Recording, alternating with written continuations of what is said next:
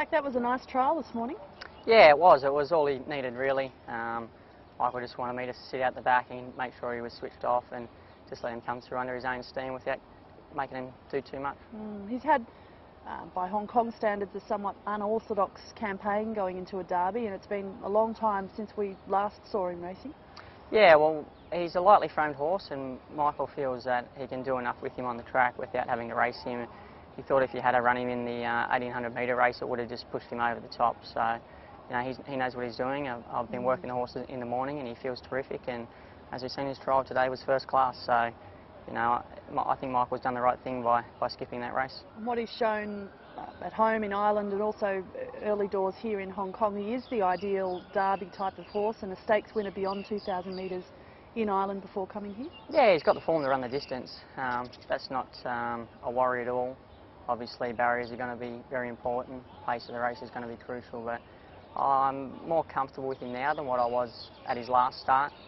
If the pace is going to be slow, because I feel as if he's starting to get the hang of it now and starting to drop a little bit more, which is what I want, because quite often in these derbies they do tend to go very slow for the first half of the race. And you know, now that I've ridden him in this trial today, I'm comfortable that he should be able to adapt to that. And you know, his best asset, I think, is his turn of foot. He's got a really, really good 200 metre sprint on him, and then he can sustain his run to the line. So, you know, if they do go slow, it's not going to be the end of the world. But if they run along, you know, it'll probably be a little bit more beneficial to us. And we've seen that turn of foot in his 2 race starts here in Hong Kong. He's put in some lovely closing efforts.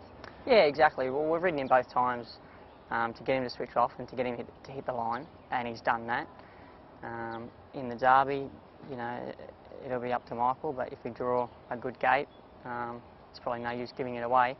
I think he'd be a little bit versatile, because overseas he did lead up in a couple of races, so you know, he doesn't have to be ridden from back there, but that's what's worked, and you know, we'll decide what we're going to do closer to the time.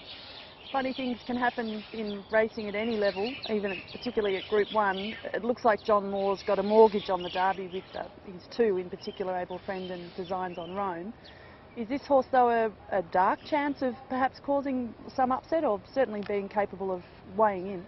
Yeah, well, I think he's a top 3 chance at least. It's just going to be interesting as to whether Able Friend can run the distance. Obviously, it's going to depend on how the races run. We've seen last start he has got that chink in his armour if you do make him do a long way out, and Tommy rode a good race, and I can see him doing the same thing again. And if he does that, I'm going to be a top 2 chance, and then it'll be just up to Designs on Rome and myself to fight it out, and we'll see how we go. But obviously, I've got a lot of respect for Designs on Rome and Able Friend. They're both going to be really hard to beat, but you know, I think my bloke's up to the task, and it's just going to come down to luck in running on the day.